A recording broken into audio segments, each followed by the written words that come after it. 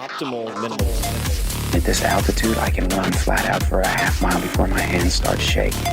Can I ask you a personal question? Now would seem an appropriate time. What if I did the opposite? I'm a cybernetic organism, living tissue over a metal endoskeleton.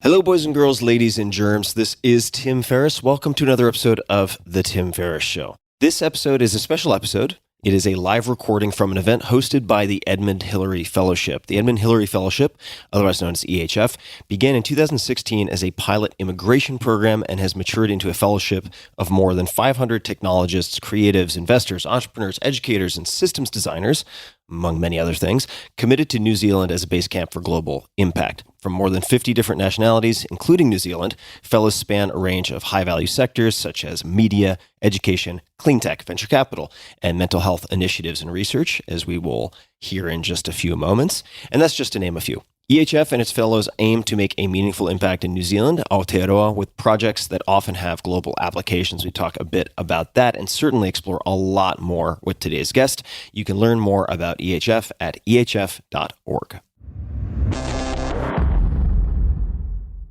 Greetings to you all and welcome to today's EHF live session.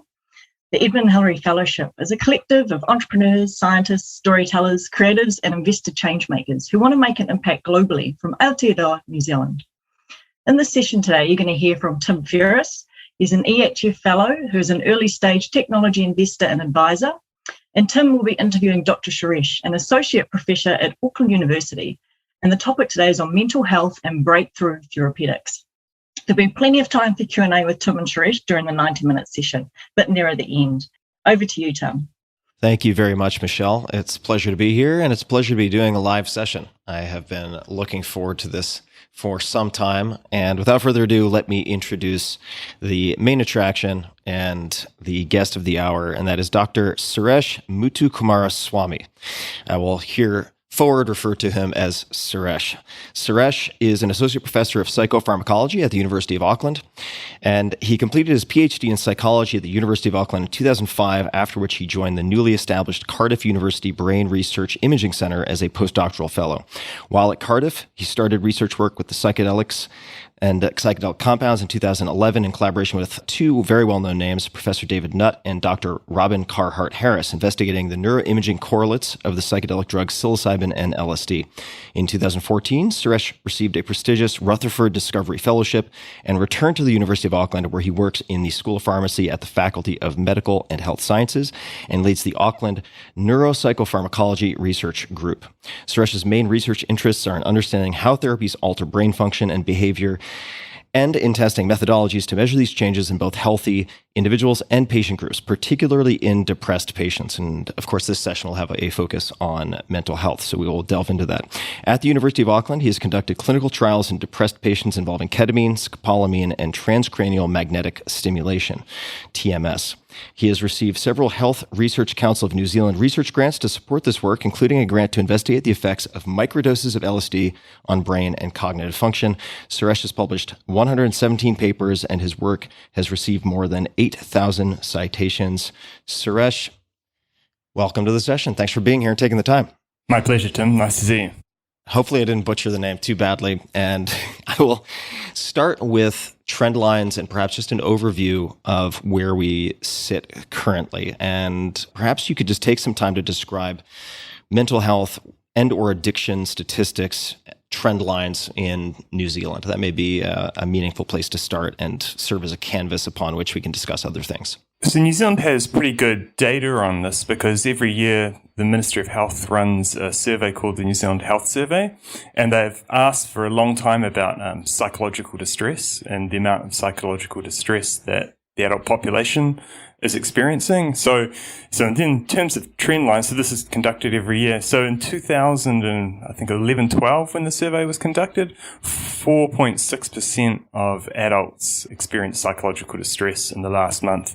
And we've seen that slowly creeping up to the last data point from 20 2020, where it was now at 9.6%. So we've seen a doubling over the last 10 years in the amount of adults experiencing psychological distress, which is anxiety, depression, or sort of psychological fatigue. So it's more than doubled, and actually and COVID is definitely going to impact on that. We see a little bump on the last one from the first sort of impact of the first wave of COVID and those lockdowns. And I expect that that's going to only get worse when the next year's data point comes out, because in New Zealand, you might not be aware, but in New Zealand, the second lockdown was quite hard. That just finished at the end of 2021. So that will definitely have impacted on people's mental well-being. So we'll expect that to go up. So it's not a good place we're in, but so it's not just COVID. It's been trending up for a long time, and it's not getting any better. And I would imagine, although I don't want to assume that the costs, right, and there are many different types of costs, but the healthcare costs of these upward trend lines with mental health issues, let's just call them depression, chronic anxiety, treatment-resistant depression, are, if anything like the United States, quite high in New Zealand as well, not to mention the personal costs. Let's talk about just a few compounds first. And actually, as way of background, could you mention just a few other classes of compounds that you've also done research with? Because I think it's important to note that you have done more than study what we would consider to be psychedelics. So perhaps you could just give a bit of context there. Yeah, so my background is in general psychopharmacology. So before studying psychedelics and concurrently to studying psychedelics, I've spent a lot of time studying anesthetics and GABAergic drugs. So GABAergic drugs tend to be kind of sedatives. So alcohol is a GABAergic drug, benzodiazepines, a lot of the anesthetics like propofol. So I've studied all those drugs at various times, various anti-epileptic drugs. So that kind of class of drugs. And then also we recently did a study of scopolamine, which is a muscarinic drug, and remifentanil we've looked at in the past. So I've done a lot of psychopharmacology studies that have nothing to do with psychedelics, although the psychedelic studies are the ones that probably I'm most well known for in the public discourse because they attract some interest, I suppose. They catch the attention. So we're going to talk about the contrast between, say, ketamine and traditional or classical psychedelics. But before we get there, because I am personally very curious, why did you decide to study scopolamine, and what did you find in terms of its effects on conditions, whether depression or otherwise? Because scopolamine, for those who don't know, is also naturally occurring in many plants that are considered psychoactive or hallucinogenic, some of which are considered quite risky. But how did you determine this as a subject of interest for research? We had been doing studies on the antidepressant effects of ketamine, and we'll talk about this later, but you see this rapid antidepressant effect. And so what we were interested in was, are there other compounds out there that might show a similar rapid antidepressant effects? And there was a series of studies that came out of the NIH intramural program. There was 2 or 3 intravenous scopolamine studies that appeared to show a similar sort of pattern of antidepressant effects. And scopolamine works very differently to ketamine or other antidepressants, being a muscarinic antagonist. So I thought, well, that's really interesting. If that works, then we can study that. And even though it's got a completely different kind of receptor binding mechanism, that we could investigate that and then potentially look at, in our study, we looked at antidepression, and then if we could then identify neurobiological markers that would go along with that, then we would sort of have a converging theory of maybe what causes rapid antidepressant responses. The downside, of course, is that we found no antidepressant response in that study. But, that's the data, right? We did a really carefully controlled study. We, unlike the previous research that used an inactive placebo, and we'll get back into this, we used an active placebo, a compound called glycopyrronium that's used a lot in surgery that doesn't cross the blood-brain barrier, but still is antimuscarinic, and it creates a slightly drowsy feeling and dry mouth and a lot of the kind of side effects that you might get. We were able to show that participants could no longer distinguish which of the drugs that they had, and actually we are ascribing most of the antidepressant response that we see to a placebo response. So, lesson learned. Yeah, that's fascinating. Yeah, scopolamine, I don't want to take us too off track, but has some very interesting effects on memory, or at least is thought to have some very interesting effects on producing amnesia. Yes, it does. Yeah, absolutely. While still having agency on some level. It's a fascinating compound. So let's jump to ketamine. Most people, or say many people, have perhaps heard of ketamine. Very commonly used, and please correct me if I get any of the terminology incorrect, but anesthetic, dissociative anesthetic, does not suppress respiration, at least at the doses that I'm familiar with. It is very widely used in medicine. I believe it's one of the World Health Organization's top 100 most essential medicines.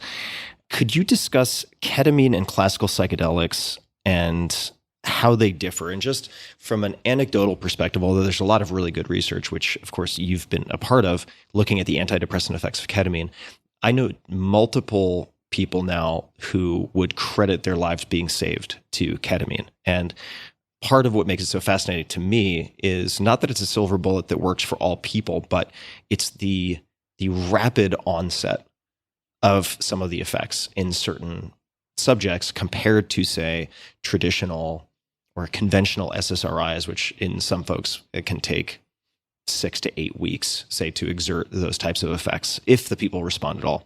So could you just perhaps give us a primer on ketamine and classical psychedelics and how they differ? Because both can be described as having psychedelic effects.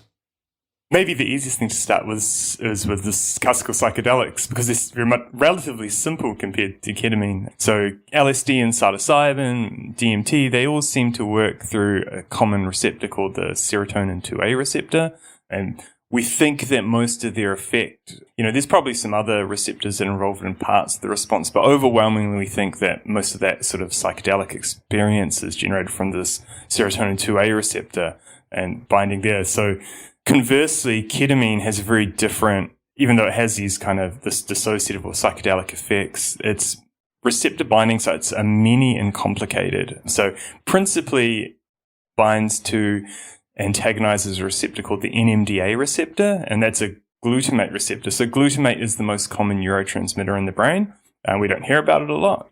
And the NMDA receptor is kind of interesting because it's actually the receptor that's really heavily involved in neuroplasticity and something called long-term potentiation. So that's essentially how brain cells, it's a receptor involved in how brain cells learn to communicate and strengthen synapses. So that receptor is really important there. But then it also has a host of other effects. So it binds to GABA receptors. Those are kind of the ones involved in inhibition and sedation. It also binds to opiate receptors, and everyone will be familiar with opiates.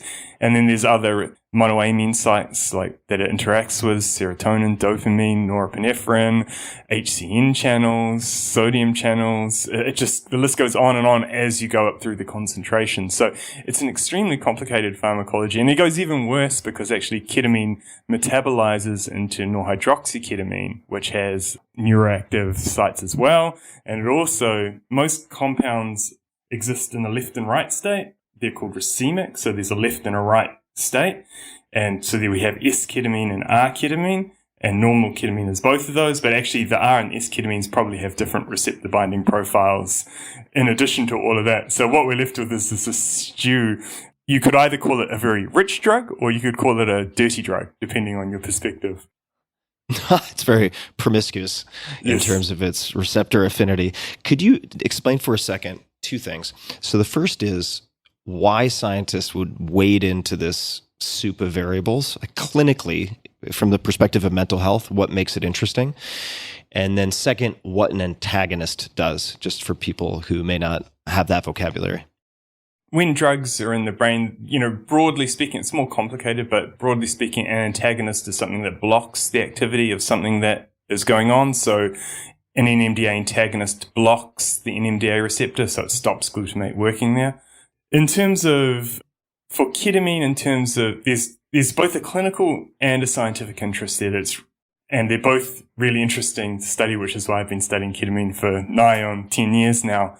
The clinical significance is what you mentioned before. You can take patients into the lab, patients that have had treatment-resistant depression, unremitting for years and years and years, and you can give them a ketamine infusion and they'll get this really rapid remission in symptoms, and that will manifest itself in hours. Now, people will know ketamine is a street drug, right? And they would say, oh, well, maybe that's just because the person's high, that they're experiencing this intoxication. So my response to that would be, well, actually, if you then measure the person's depression symptoms at 24 hours after the ketamine infusion, you'll see that they're still not depressed. Now, what we know about the pharmacokinetics, that's how long ketamine lasts in the body. The half-life's about 4 hours for ketamine. So at the 24-hour time point, there's really no ketamine left in the body at all. So the ketamine's gone. They haven't been high for, 22 hours. So they're not high anymore. The ketamine's entirely left the body, but they're still not depressed. And then what that shows is that the ketamine has changed something in their brain. So that's caused some kind of functional change in the brain. And that suggests, and that to move them from a depressed to a non-depressed state. So that's really interesting that there's kind of like a switch in there that actually can be clicked. And this ketamine's obviously working on some kind of target that can flick that switch. And that understanding what that is scientifically is really interesting. And while other things can flick that switch, they do it much slower, like SSRIs. They switch it in maybe 4 to 6 weeks, or TMS, transcranial magnetic stimulation, that might take a month to work as well. But here we can switch it in a day. For a scientist, that's really interesting because you can run really good experiments because you no longer have to wait 6 weeks and all these extraneous variables that get in the way of your interpretations. You can just go depressed, non-depressed within a day, and that leads to really tight experimental design. So I want to preface what I'm about to say with the statement, which is, I know that the plural of anecdote does not equal data. Nonetheless, I do think case studies are interesting, and I can speak to one very acute example, a friend of mine in law enforcement who was suicidal. He had acute suicidal ideation. And many people in law enforcement or in the military, pilots would be another category, are very hesitant to admit to any type of mental challenges or to seek treatment because it can result in leaves of absence and basically penalties, professionally speaking. And ketamine did exert those rapid effects. And again, not to say that this should be the expectation for every patient, but there are people who I know who go in acutely suicidal and have come out literally saying, I don't know what I was so upset about. I don't know how I was so concerned about X, Y, or Z. And what I'd love to ask you next, just again to contrast the, say, classical psychedelics, and you mentioned a number of them, which are in the, say, tryptamine class. We probably won't get into the phenethylamines and mescaline and MDA and so on, which can be very different in some of their subjective effects. But if we're looking at, say, LSD, psilocybin, and then ketamine, if you look at the durability of some of the effects, say for antidepressant, what is your personal perspective on how they might differ in why they have durable effects? And I raise this because I was recently in a conversation with Roland Griffiths from Johns Hopkins Medicine, who's done a lot of work with psilocybin, and also John Crystal at Yale, who's done a lot of work with ketamine. And Roland's perspective was that he thinks a lot of the durability of antidepressant effects, 6 months, 12 months of follow-up, let's just say, have a lot to do with a change in content, meaning that people are actually able not just to suppress the symptoms of depression, but to address some of the kind of root narratives that are leading to depression. He was less sure about ketamine, and maybe there's sort of more of a mechanistic explanation like neurogenesis or increasing dendrite growth, where it's sort of fixing the machinery, so to speak, on some level. What are your perspectives?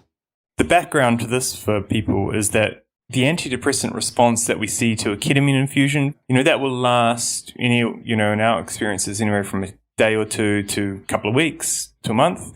Whereas the data for like psilocybin, that seems to indicate, like months, half a year, year-long antidepressant responses.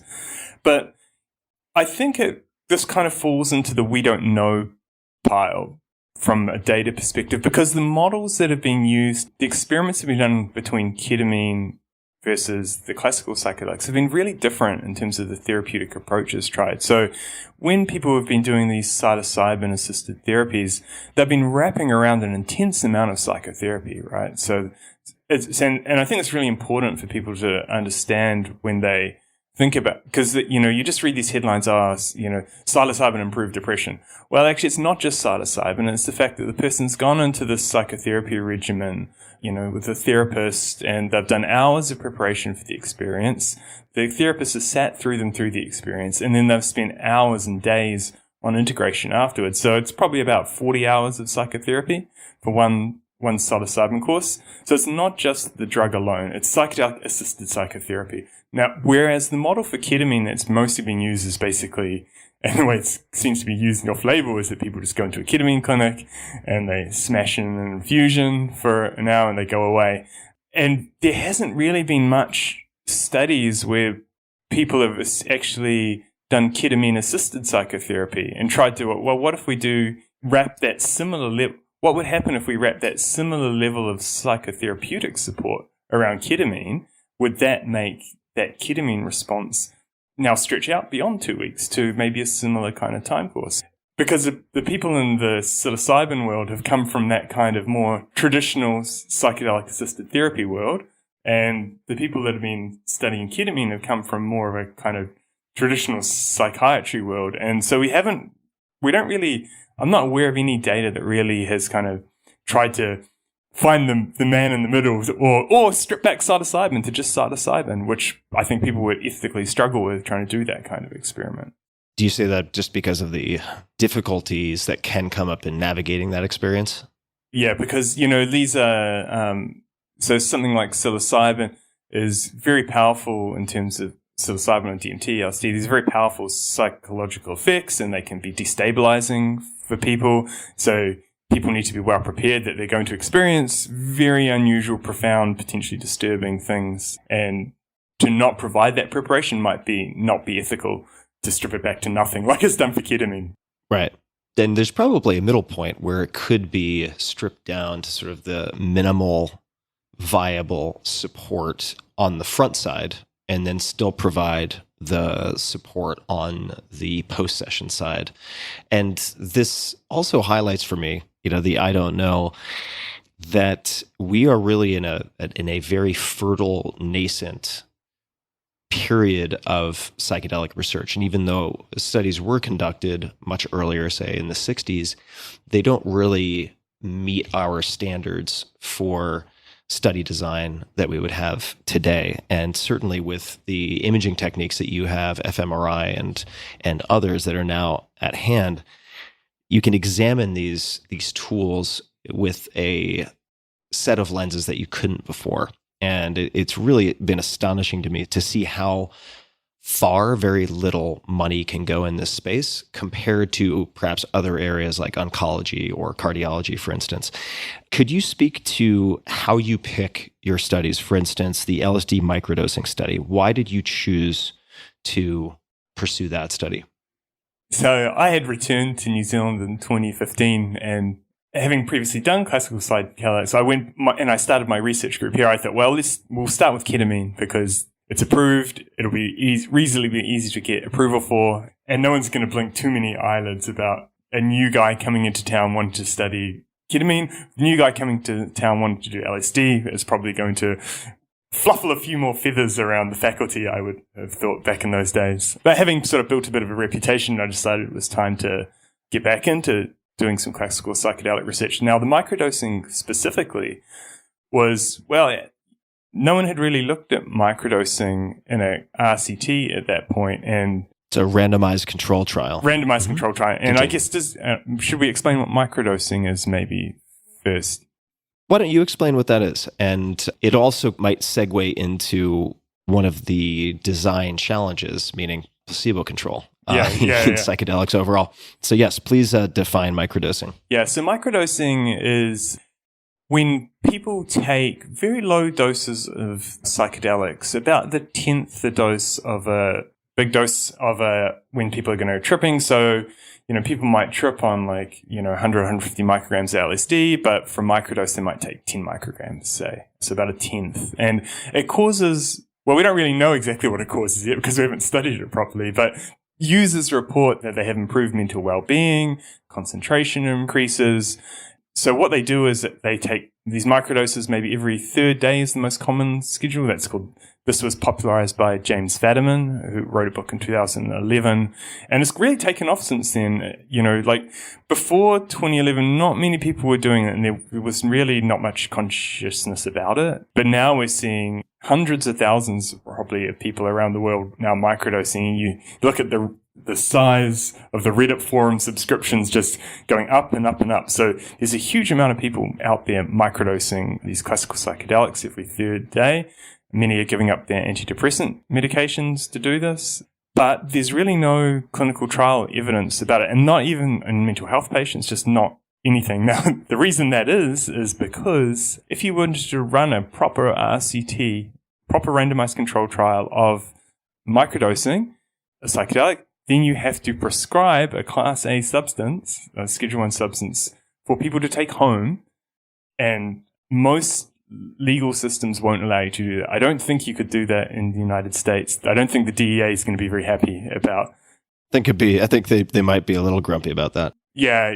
And so there's not many jurisdictions where that could be done. So, however, there is one jurisdiction where it can be done legally, and that's little old New Zealand. So as you do every now and then, reading the Misuse of Drugs regulations from 1977 and the Misuse of Drugs Act that goes along with it, we kind of discovered this loophole. I don't know if you call it a loophole, where actually we're allowed to prescribe Class A substances. It's not ever really been done, but it's just sitting in the legislation saying that this is allowed to be done. So we engaged in a long process with the Ministry of Health and provided a legal reasoning for why this could be done. And so we did it and applied to them and got the appropriate approvals from the ministry, various parts of the ministry, to do it. And that allowed us to run the study that we've just finished collecting data for, which was to give 80 healthy volunteers a 6-week LSD microdosing course where they would take the first one in the laboratory, and there were other 13 doses that were taken out in the wild, as it were, much like people do in real life. So let's dig into that a little bit. So were they given the other 13 doses to take home all at once, or did they come back to get one at a time or 2 at a time?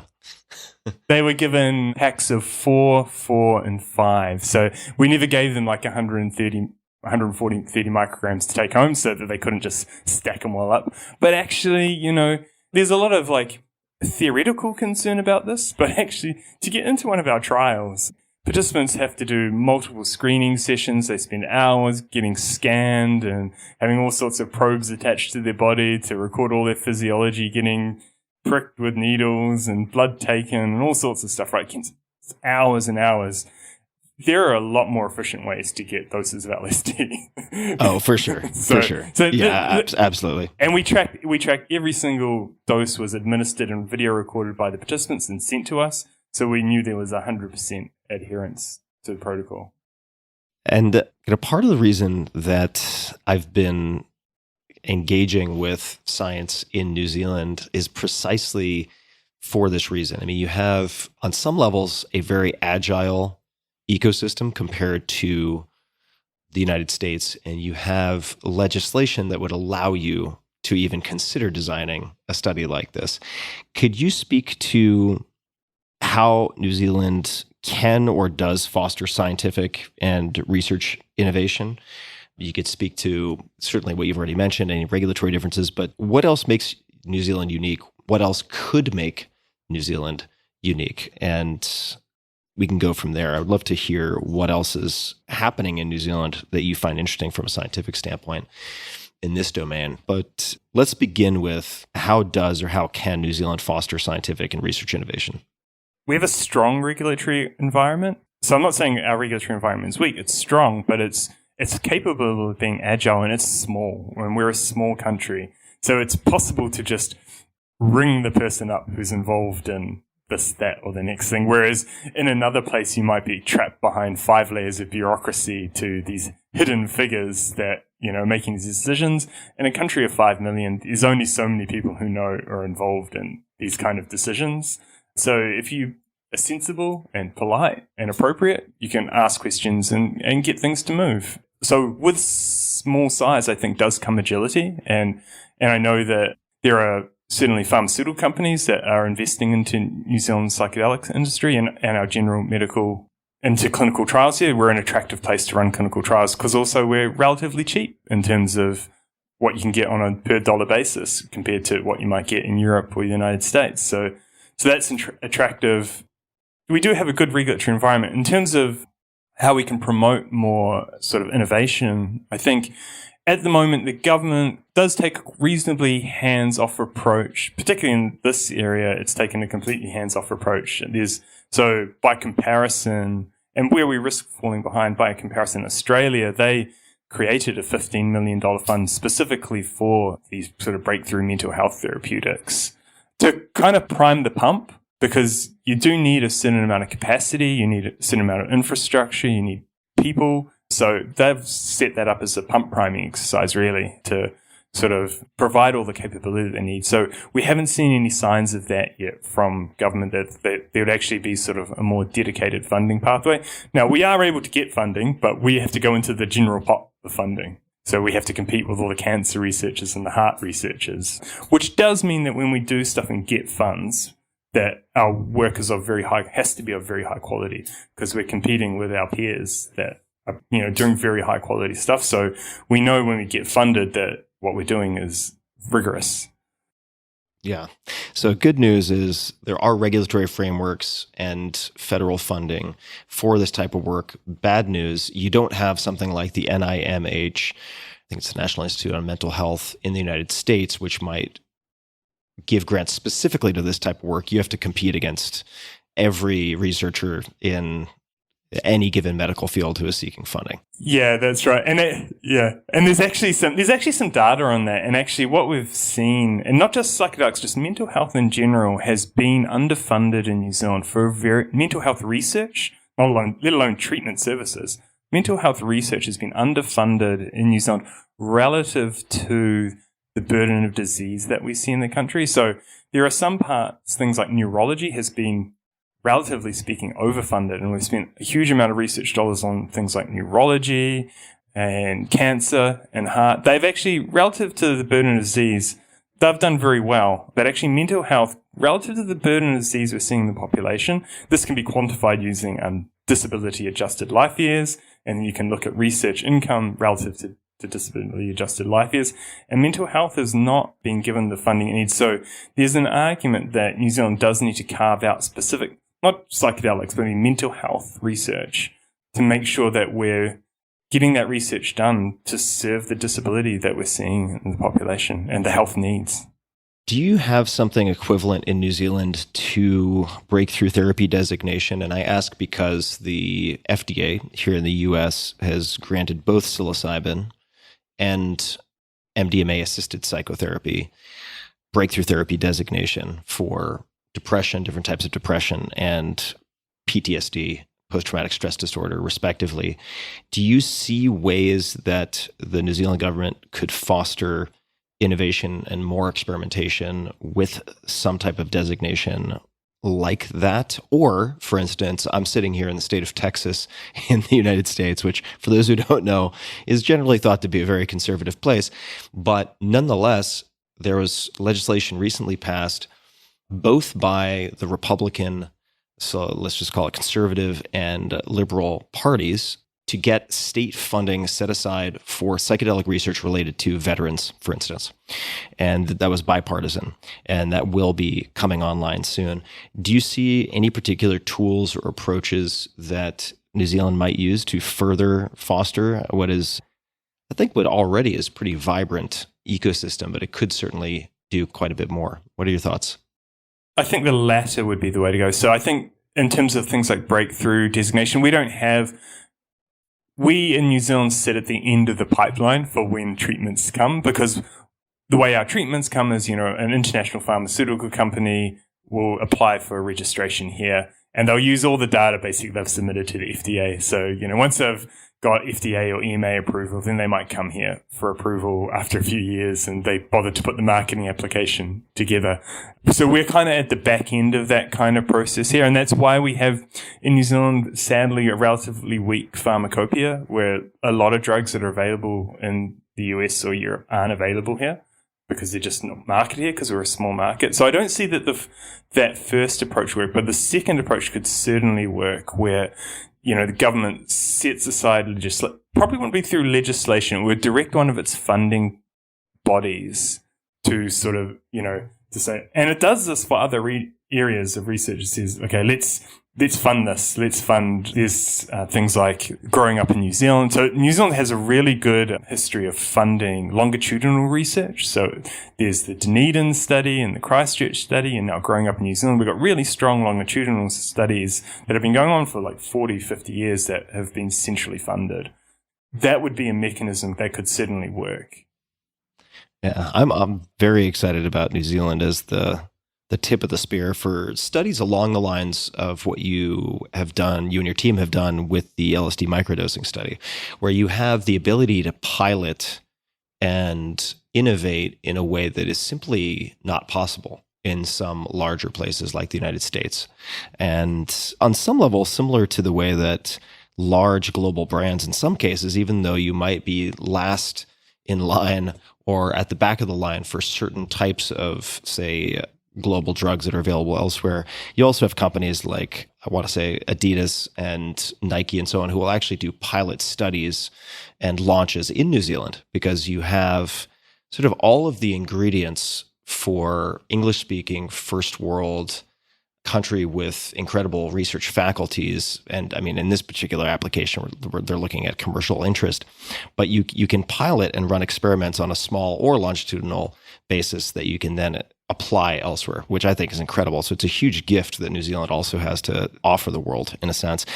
Who are other scientific inspirations inside of New Zealand? Are there other scientists who you think are doing particularly interesting work? Could be limited to psychedelics or adjacent compounds, or could be applied really anywhere else.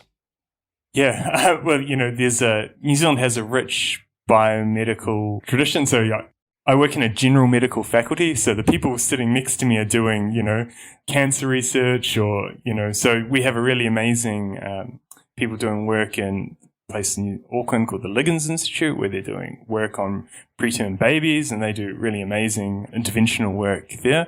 There's also really strong stroke research happening in New Zealand, looking at how stroke recovery research is doing really well in New Zealand. And down in Otago, I really like the group down there that are doing, in the more psychedelic space, they're doing, Paul Glue's been doing a huge amount of work with ketamine and then various ketamine analogs and different ketamine formulations that they've been working at. And so there's quite a rich group of research happening down at Otago as well. So I guess it's mostly centered around where the two medical schools are located in New Zealand, is where things are happening in the biomedical realm.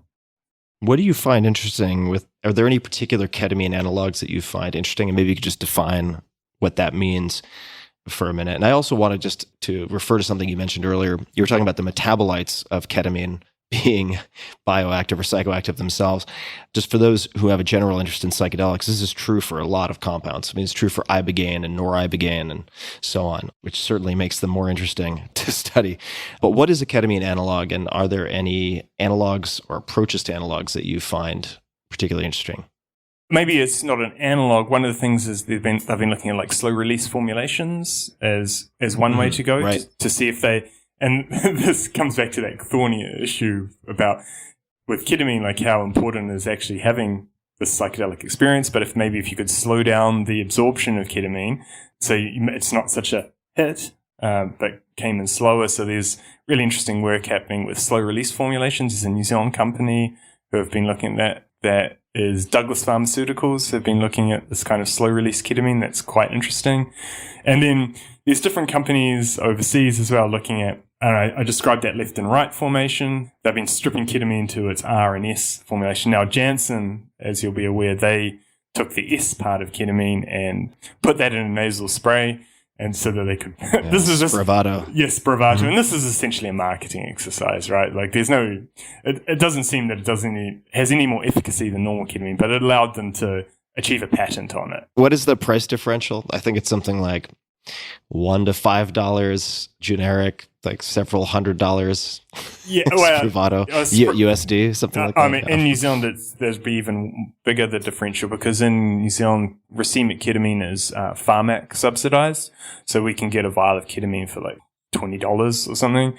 but a course of Spravato is like $5,000 or $6,000.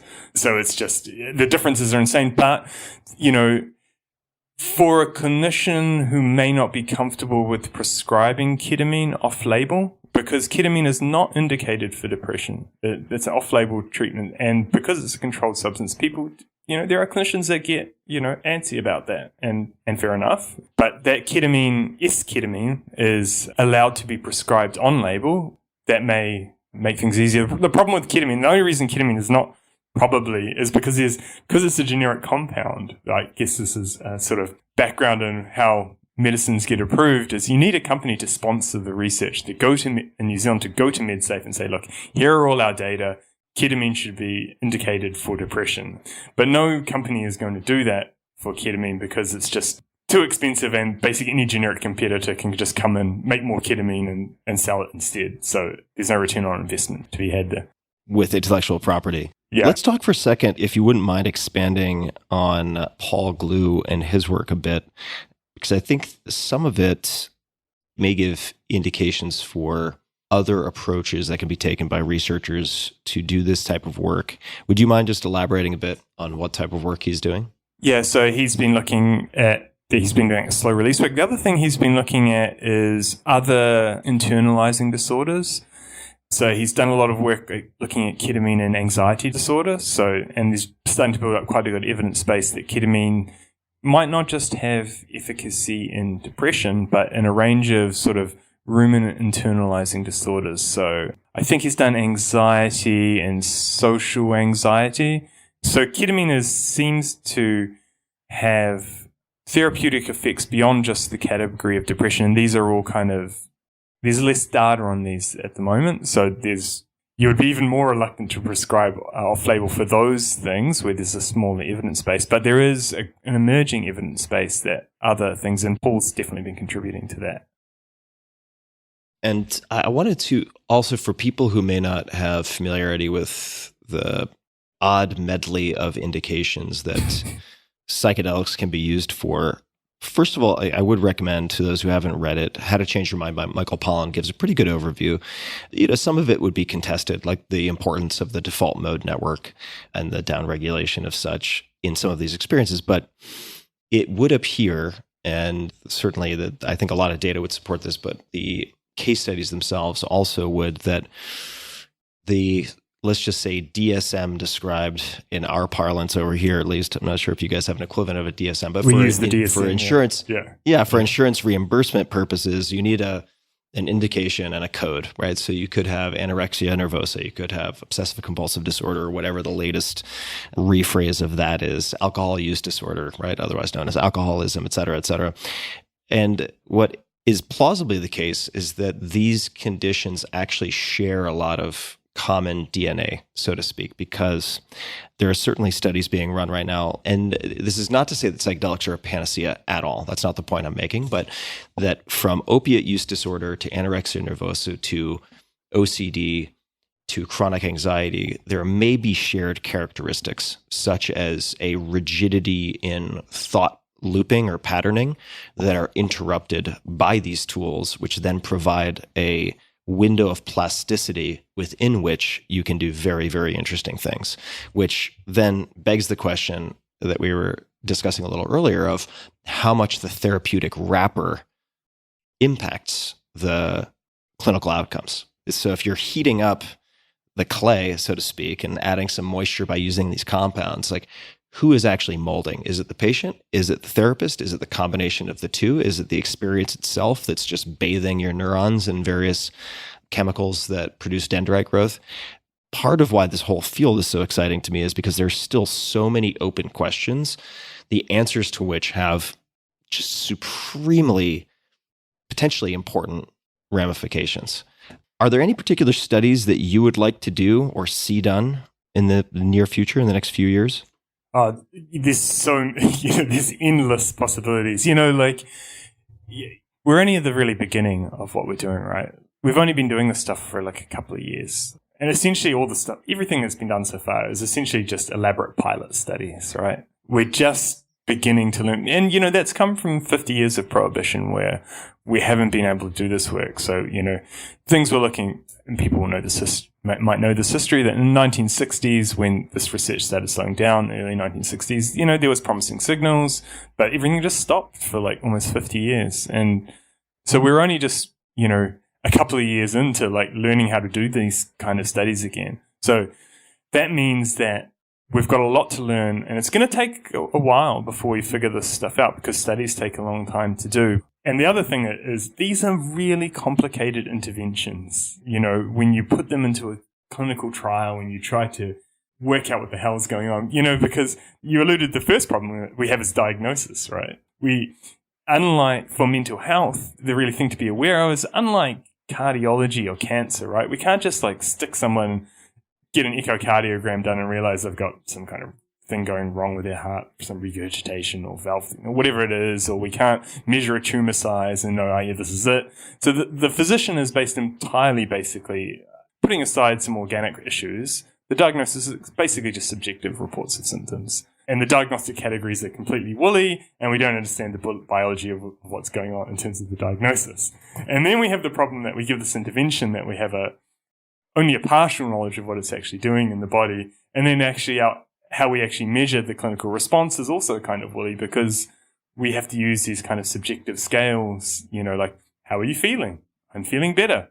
Okay, you're feeling better. So, and we don't, which if you're measuring like, tumor size in a petri dish, that's, or tumor growth. So we have a long way to go to harden up the science. But to answer your question more specifically, the interventions themselves are really complicated. We have this strong drug intervention with these therapeutic wraparounds, and we have to start to systematically deconstruct what's going on there and start to manipulate some of those factors as variables. So like, how much wraparound therapy do you need? The question that's never really been asked is, well, what type of therapy do you provide? Or is all therapy the same? Or is it just actually like talking to somebody? What is the actual requirements there to get? Because you will have no shortage of case reports, like you said, of people that just took psilocybin by themselves and said, I started feeling better, and with no like thing. I'm not saying anyone should do that, by the way, but just people report that. Of course, at the same time, people report taking psilocybin and having a terrible experience and with terrible psychological shock involved afterwards. So we do have to start to deconstruct what's actually going on in the intervention. So these are long, complicated experiments that require a lot of people, a lot of manpower, and each intervention is really complicated. So each data point is like gold dust to collect. Yeah, absolutely. So I want to add just a little bit of commentary for people who don't have the history. So you mentioned the prohibition, meaning the banning of common use of these substances for 50 plus years. And I would say, at least when we look at the case in the United States, that it was mostly, if not entirely, for political reasons, as opposed to scientific reasons. And one can really learn quite a lot about the history, including Nixon and other colorful characters like Leary and so on and so forth. But the punishment didn't really fit the crime in the sense, and that's my perspective, that if you look at the, say, LD50, so the dose at which 50% of a given subset of the population would be expected to die of overdose for these compounds, you have incredibly high, if not unknown, ceilings for a lot of them. Right? I mean, they're physiologically very innocuous compared to even something like acetaminophen, for instance, where at least in the US, I don't know about New Zealand, but the rate of ER admission, emergency room admissions for acetaminophen is through the roof. It's got to be top 10. That is not to say that there are not significant psychological implications, particularly for those who are generally going to be excluded by study criteria like those with family history of schizophrenia. And we're going to jump into Q&A in about 5 minutes. But what I would like to just make note of really quickly is that I feel the LSD microdosing study that you just finished gathering data for is a really important first of its kind, and please poke holes in this if I'm getting any of it wrong, for a number of different reasons, but I'd like to highlight one of them. And one of them is placebo control in psychedelic studies or studies involving psychedelics, where it's incredibly difficult to have placebo controls at larger doses with something like psilocybin or LSD, because it is tremendously obvious to anyone who has taken it that they've taken it. And if they haven't taken it, it's very clear that they have not taken it. And there's going to be expectancy effects. And generally, people are going to come in knowing on some level what psychedelics are, or believing that they do, and having done some reading and so on, right? So you have placebo effects. We won't even get into nocebo effects, which people should read up on, because that's also something worth looking at. But in the case of microdosing, it seems like you really can begin to apply placebo controls. And just for people listening, could you describe how you thought about that and whether you decided on passive or active placebo?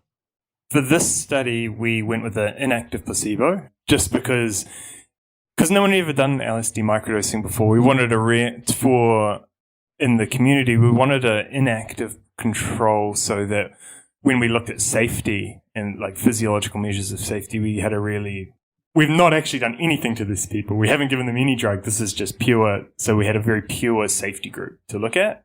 And in terms of whether people are, able to detect the effects, some are. So we are around the threshold.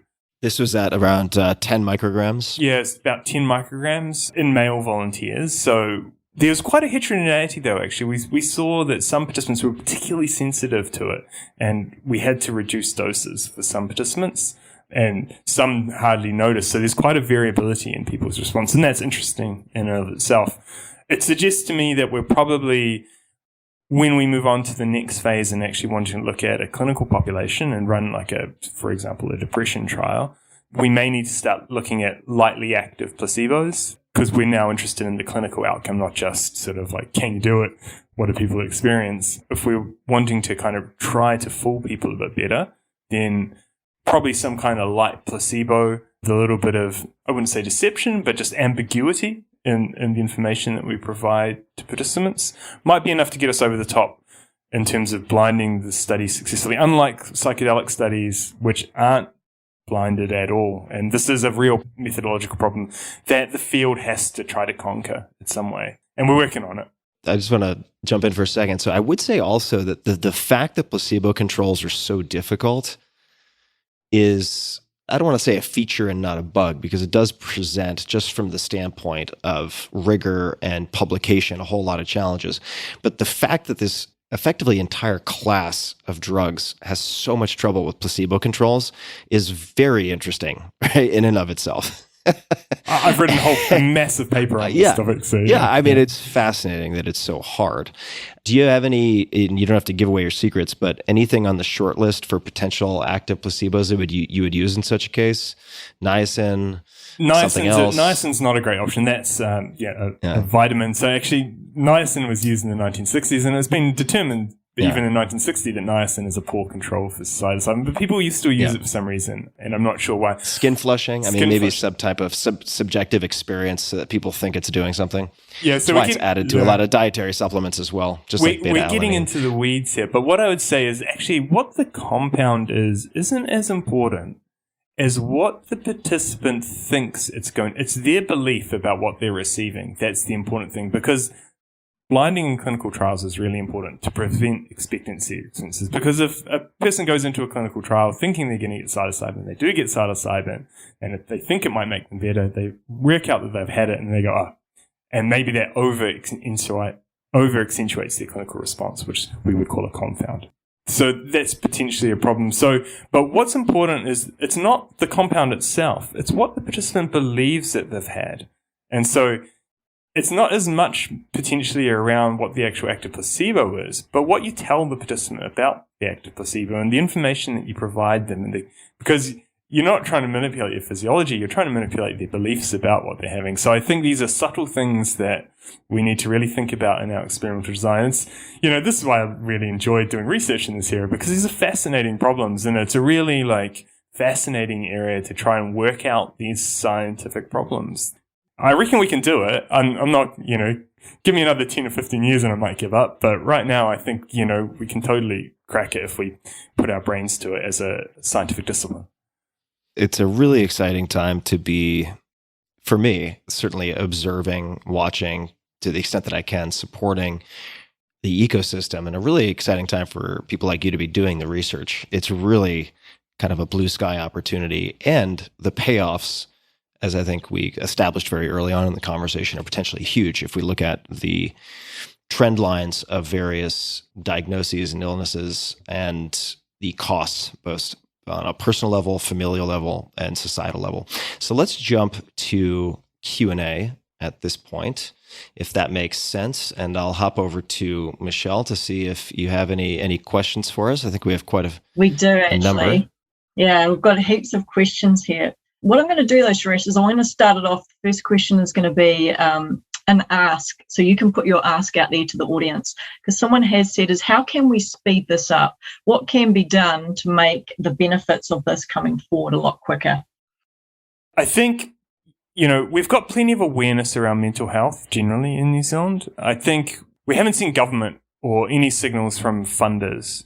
And I think that's where we haven't really seen any kind of movement. So that's where pressure can potentially be applied. There's not much in the way of foundational advocacy for this kind of stuff in New Zealand, or there's not a huge amount of push to make government do anything about it. So I think it's probably where things can be accelerated, is by trying to get government to start paying attention, and for them to take the attitude that we can be at the forefront in New Zealand. We can be at the forefront of this, and we already are. We're way batting above in terms of us being this tiny little country at this back end of the world.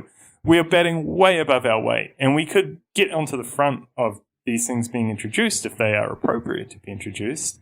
But a bit more push from government would potentially accelerate that, and really establish us as leaders in the field.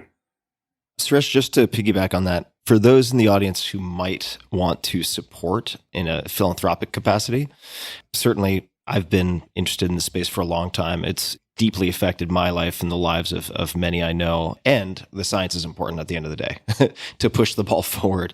So whether with you at University of Auckland or at University of Otago, there are some interesting things happening in New Zealand. Are there any recommendations you might have for people who would like to consider supporting philanthropically? In terms of philanthropics, the best thing is to get in touch with either myself or Paul. We're not top secret things, and there's plenty of mechanisms. But what I would say is that certainly philanthropic money is really important, and the funding that you provided us was essentially seed money that we could use to then get the feasibility you need to then get a government grant to do the research. Yep. To establish. Definitely. To establish that, we can run this trial, we can do it, because when you have nothing, you just can't get started, and then you apply for a grant, and then the grant people say, well, you can't do this, you can't do that, you haven't shown us that you can do this, that, and the next thing, and then they turn your grant away, right? So philanthropic money can also be seen as a seed, not just as you're funding the whole thing, but as a seed for future investment. So definitely, yeah, that's so important. I just want to say it again, that not only do you sort of punch above your weight class in the research that I've seen so far, but the amount of money that you commit from a philanthropic standpoint can also have much more impact and sort of amplifying effect as a signal, right? Because then it allows researchers to fundraise that much more easily from other sources. So the money is important, of course, but the signal is also really important. Absolutely. Now, Michelle, do you have more? I'm sure you do. I do, yeah. So this one, what are the risks of microdosing? So if it's patients that are diagnosed with bipolar or schizophrenia, so they're not looking for medical advice, but just any general commentary about how safe it is, and is it dangerous? We have a data set that we've collected, and it's really the first data set that's been collected. And so far, we haven't seen any negative safety things, but it's a very small data set in a very healthy population. So I think potentially there are indications such as schizophrenia or bipolar where it's possibly not a good idea. We know that high doses of psychedelic can trigger psychosis occasionally and cause psychological distress. So I think doing this kind of on your own, particularly if you're trying to treat severe mental health disorder, could be, you're heading into the unknown, I guess, is that kind of thing. So Potentially the biggest risks probably apply actually in the application area of mental health, and particularly with particular comorbid disorders. So I think it's important to tread lightly, carefully. I'll add something to that really quickly, which is there are also questions of provenance and legitimacy. So there are some synthetic, a lot of synthetic, thousands of synthetic psychedelic compounds that are sometimes confused with or sold as LSD that can launch you into some very, at best, uncomfortable and at worst, very dangerous circumstances where you could be in an experience for 24, 48 hours. And on top of that, it's critical, I would say, to consider the legal ramifications. There are legal risks if you're dealing with Schedule I compounds.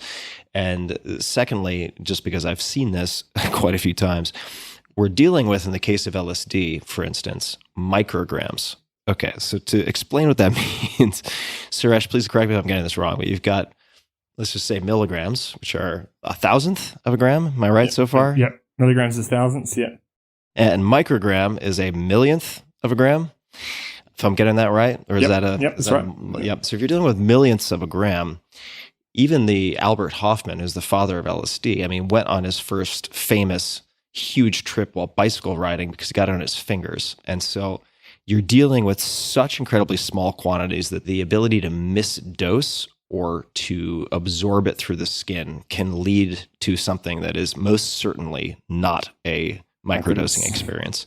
And if you're doing it without supervision and you happen to get in a car expecting it to be a microdose, for instance, that could be very, very tragic indeed. So I just, not to be the stern dad about it all, but felt the need to say that. These are absolutely true, that the non-physiological risks are probably far greater than the physiological risks. And even though law enforcement deals with things like Schedule C classes like cannabis relatively lightly these days, actually they're not so forgiving with Schedule I substances. So that is important to bear in mind. And I forget often, that you're absolutely right again about the purity of supply and dosing.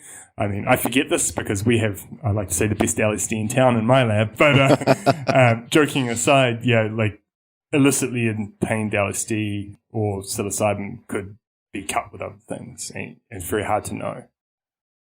But we do have drug tracking services in New Zealand that can provide that kind of information, though.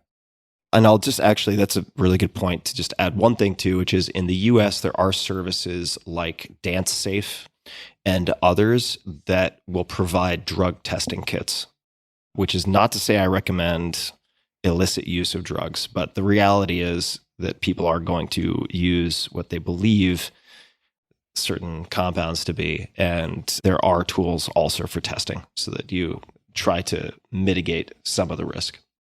There's a few people in the audience, Suresh, that are doing studies themselves in, say, Toronto and the US. And one of them's about the questions about open science. So what are your thoughts about open science replication crisis? Will you be sharing your data or will you be keeping it private? So it depends on the study and it depends what you're trying to do. So open science is admirable and it's good, but it's not always possible depending on, who's... Suresh, could you define that just for people listening who are not familiar? So open science is essentially sort of releasing your data to the world when you have it. And it goes with another thing, which is called pre-registration, which is basically publishing your clinical trial protocols before you actually do the study. So my lab group has definitely started publishing clinical trial protocols before we do it. So, and we've done open science things. So I'm in favor of it where you can do it, but there will be times where for example, you're doing industry funded work where that's not possible because that's intellectual property of said company. So, I'm generally in favor of it, but I think we do end up with open science of having a lot of data in the world, but no interpretive framework. We can all do thousands of experiments and release terabytes and petabytes of data into the world of potentially bad data, which, hasn't been collected well, and just adds confusing signals to the noise. So I don't know that it's a panacea for actually a deep theoretical understanding of what's going on. Now we're going to shift to a training question. So anticipating legislation change and increasing access to psychedelic-assisted psychotherapy, how do we prepare the workforce and to be able to provide this? So what training pathways exist already for psychologists, clinical social workers to upskill and become involved? This is a big controversy. Tim, do you want to Yeah, I can take a stab. There are a number of concurrent experiments being run. So in the United States, a lot of eyes are on Oregon. And within the state of Oregon, there will be a lot of action in the next 6 to 12 months looking at developing effectively a parallel structure for registering and supervising administration of psilocybin for psilocybin-assisted therapies. So that is a very live question for the state of Oregon. So I'd encourage people to watch that very closely on a political, medical level. Also, my foundation, so the SAISEI Foundation, SAISEI Foundation.org for people who are interested, has also participated in funding a joint program which is focused on psychiatry, and this is at Hopkins, NYU, Yale, and possibly a few other institutions. I apologize that I'm forgetting where, and I'm going to get some of the details wrong here, but in effect, a certification program is being created that can be applied into this funnel, which already exists, and that is the sort of psychiatry MD training.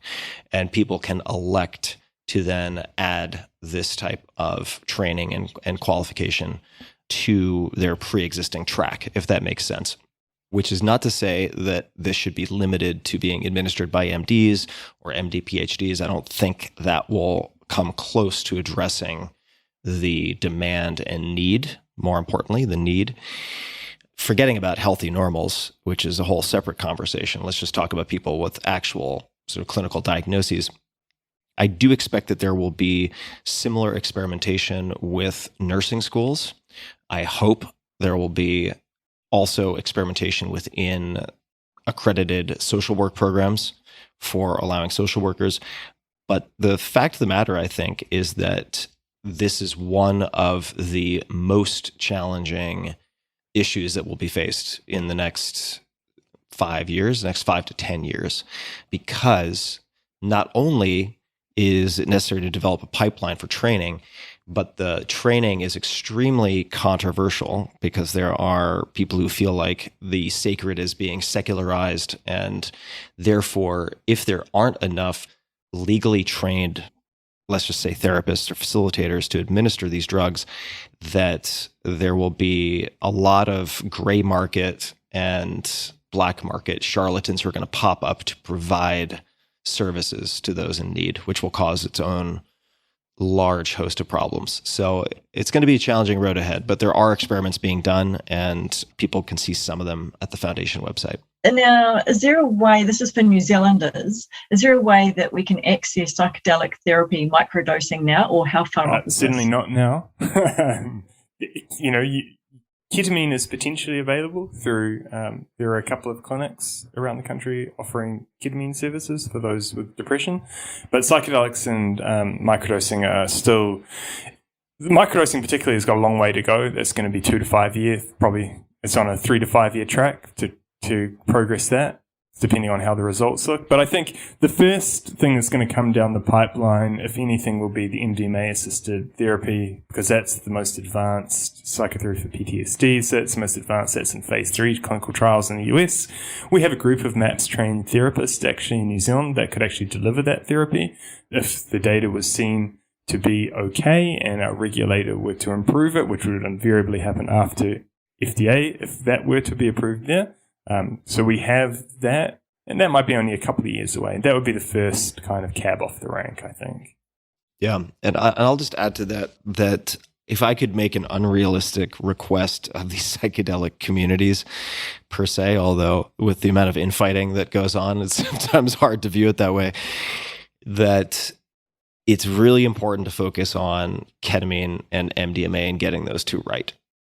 And I think it's very risky. It's fraught with incredible risk to try to boil the ocean at once with adding in NN-DMT, 5-MeO-DMT, ayahuasca, and every other compound you can imagine to try to get them all dealt with in a responsible way simultaneously. Now, I don't think anyone's actually going to follow that advice, but I have a pretty broad spectrum of interaction with these things, and I would just say, not as an expert by any stretch, but just someone looking at the risk-benefit profiles of these things. I think a focus on ketamine and MDMA-assisted psychotherapy would go a very, very long way. And psilocybin certainly is in the works, and I think it has tremendous potential for a number of different conditions, whether that be major depressive disorder, treatment-resistant depression, alcohol use disorder, and I think many others. I mean, those are the three that are kind of furthest along.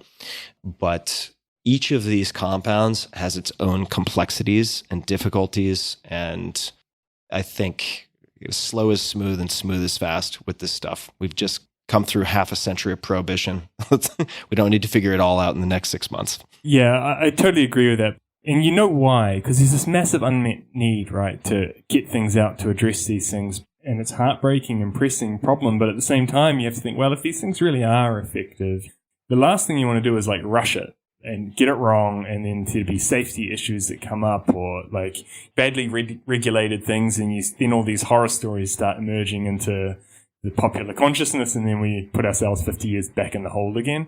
So I think that's what we really need to avoid with this. So treating really carefully, but hopefully that won't happen, because we do have a stronger regulatory environment than there was in the 1960s. So hopefully we can avoid that kind of issue. But I think it requires us to work diligently, honestly, and carefully.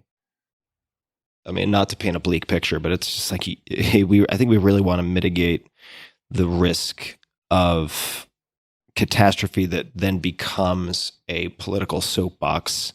And then before you know it, you have an executive order that sends us back to where we were, which is not an impossibility. People might laugh about that because they feel like this isn't the 60s and the generational differences no longer exist and there's bipartisan support, et cetera. But politicians have certain sets of incentives. And I would really say that it is a non-0% chance that things get sent back to prohibition if, say, one senator's child dies of cavalier administration of 5-MeO-DMT in fill-in-the-blank location, right? Not to throw 5-MeO-DMT under the bus. I think it's very interesting, but high degree of thrashing, high percentage of thrashing within the subset of people who use it. So, bad things can happen, and bad things will happen also. And I think the people involved, which is why the Decisive Foundation is also involved with the Harvard Poplar Project,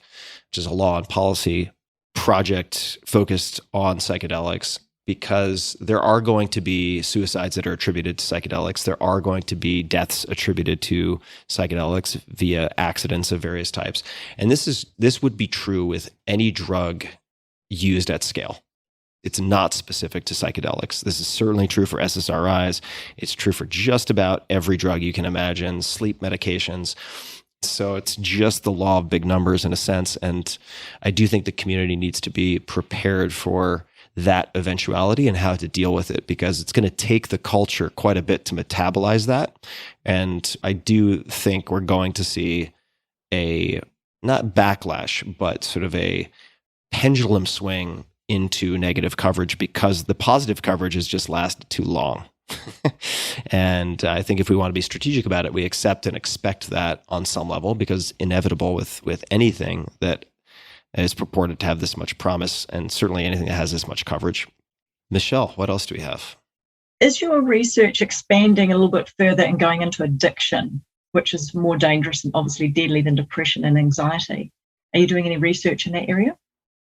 We're starting to talk about it. We're starting to talk about a project that will be a more Maori-based intervention that will be run by Maori researchers. And we're just in the very beginning stages of starting to sketch some ideas together about how that might be done for that population in methamphetamine use or alcohol use. But it's very early stages for us, but definitely that's something we're not leading, that we're just providing support for in terms of intellectual support and learning how to navigate the regulatory system on this stuff. So that could be really interesting. And there are elements of, for example, spirituality that have some synergy with Maori culture that would be interesting for those researchers to explore.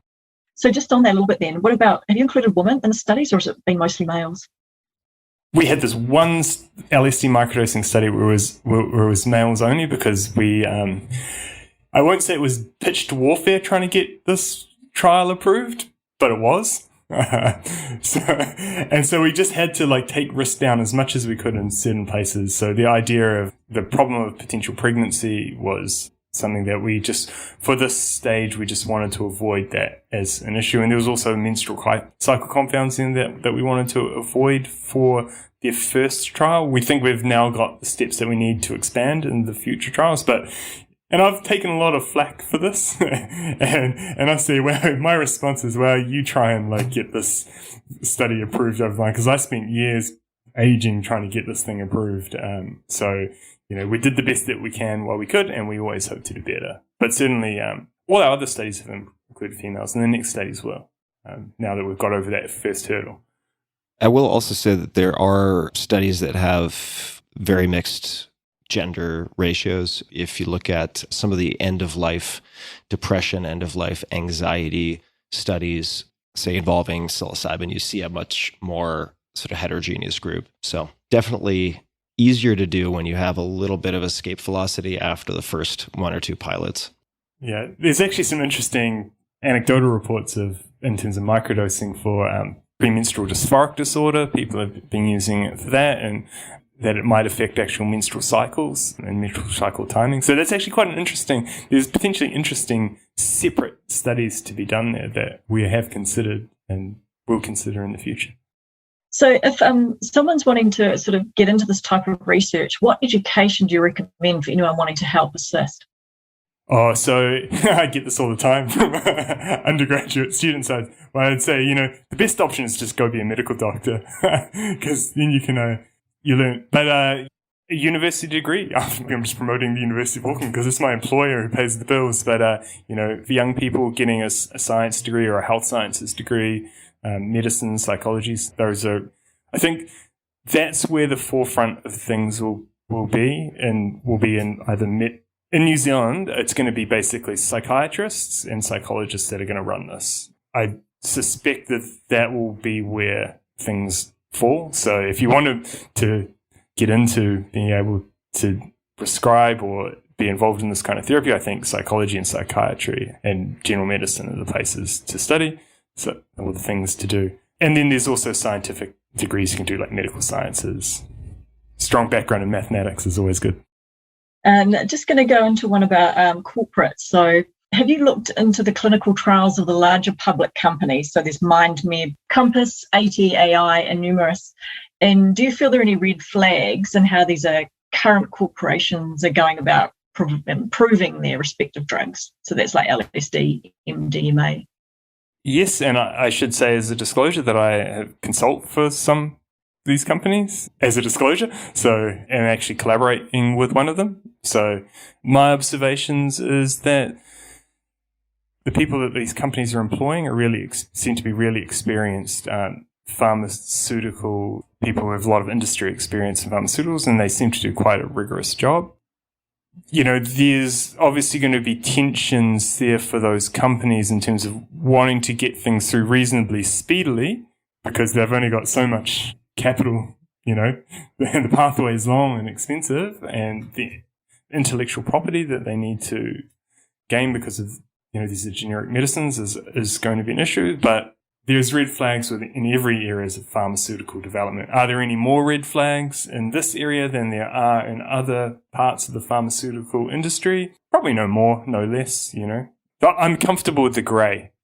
I'll hop in with just a few things. So I would say on the clinical the study side, I think pre-registration is very important. But as you mentioned, Suresh, that doesn't apply uniquely here, but it does apply here. So pre-registration, publishing your protocol ahead of time so that you can't sort of torture the data or move the goalposts and declare victory when in fact it was not a victory, I think is incredibly important.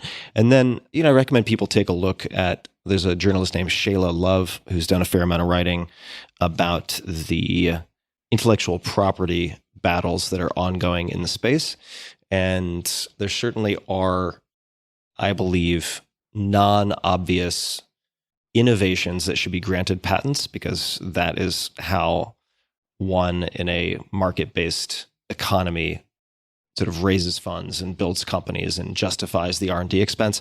There are also obvious, relatively unhelpful non-improvements that people sometimes get patents for, which are obstructionist in nature and that actually gum up the works and cause problems in the ecosystem overall, especially if they use said patents to try to lock up manufacturing processes to dominate a given molecule that has existed for decades, if not, millennia in some cases. So I do think the IP side of things is very important to keep an eye on. And an organization that might be worth checking out is Freedom to Operate, which was created by Carrie Turnbull. And that is an area that will be increasingly active. Mason Marks and Glenn Cohen, Glenn Cohen, Cohen, co-authored a paper on intellectual property and patents. For those who are interested, that's out of Harvard Law School. It's enough time for our questions, actually, team. Goes fast. All right. Well, fantastic. Thank you so much, everybody. And thank you so much, Suresh, for making the time. I'm very excited to see what you do next. Cool. Thank you. Good. Thanks, team. I'll just close us off with a karakia. It's been a great session today, and then hopefully this will set you on the rest of your way. Kia tau te rangamaria. O te rangi nui e tā e ho nei. O papanuku e tāko nei. O tātei ona ahi nei. Kurunga e tāto. Tihei mori ora. Kia ora, team. Thank you. Kei kite. Enjoy the rest of your evening or day. Hey guys, this is Tim again. Just one more thing before you take off, and that is 5 Bullet Friday. Would you enjoy getting a short email from me every Friday that provides a little fun before the weekend? Between 1.5 and 2 million people subscribe to my free newsletter, my super short newsletter called 5 Bullet Friday. Easy to sign up, easy to cancel. It is basically a half page that I send out every Friday to share the coolest things I've found or discovered or have started exploring over that week. It's kind of like my diary of cool things. It often includes articles I'm reading, books I'm reading, albums perhaps, gadgets, gizmos, all sorts of tech tricks and so on that get sent to me by my friends, including a lot of podcast guests. And these strange esoteric things end up in my field, and then I test them, and then I share them with you. So if that sounds fun, again, it's very short, a little tiny bite of goodness before you head off for the weekend, something to think about. If you'd like to try it out, just go to tim.blog/Friday. Type that into your browser, tim.blog/Friday. Drop in your email, and you'll get the very next one. Thanks for listening.